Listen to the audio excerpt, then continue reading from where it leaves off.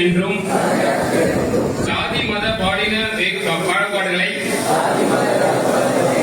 கடந்து பிறப்புக்கும் எல்லா உயிர்க்கும் என்ற சமத்துவ கொள்கையை கடைபிடிப்பேன். தமிழ்நாட்டின் பெருமையை காத்து புதிய அரசியல் கலாச்சாரத்தை உருவாக்கி அரசியல் மாற்றத்திற்காக பாடுபடுவேன் என்றும்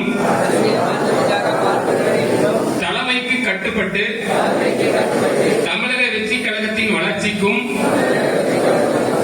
கொள்கை விளக்கத்திற்கும் அர்ப்பணிப்புடன் உழைப்பேன் என்றும்